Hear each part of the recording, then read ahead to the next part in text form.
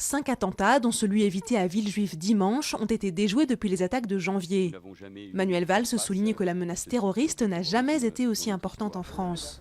Le Premier ministre défend la nouvelle loi sur le renseignement, estimant qu'elle aurait permis une surveillance plus importante dans le cadre de l'enquête sur l'Algérien de 24 ans qui préparait un attentat contre une ou plusieurs églises. La coalition dirigée par l'Arabie saoudite mène de nouveaux raids contre des positions rebelles. Mardi, les Saoudiens ont annoncé que la phase intensive des frappes était terminée, tout en se réservant la possibilité d'intervenir à nouveau en cas de menace. Une nouvelle brigade du groupe État islamique a par ailleurs revendiqué une attaque contre des Houthis dans le centre du pays.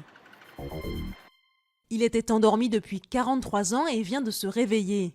Le volcan Kalbuko a fait jaillir un champignon géant de cendres d'une hauteur de 10 km.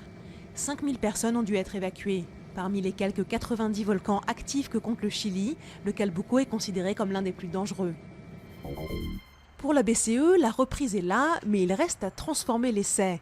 La demande intérieure et la confiance des ménages sont à la hausse en Europe, mais pour que cette tendance ne soit pas qu'un feu de paille, il faudrait que les gouvernements réussissent à réveiller également les investissements. Un réveil qui implique, selon la BCE, de continuer à réformer les marchés du travail. Image d'insouciance à Miami Beach. Pourtant, la ville a une épée de Damoclès au-dessus de la tête. D'ici la fin du siècle, le niveau de la mer pourrait monter de 2 mètres et engloutir les 2 tiers de la ville. La municipalité dépense un demi-milliard de dollars pour installer des pompes, mais pour certains spécialistes du réchauffement climatique, il s'agit d'une solution à courte vue. L'inquiétude n'a en tout cas pas encore gagné les investisseurs, puisque la ville connaît un véritable boom immobilier.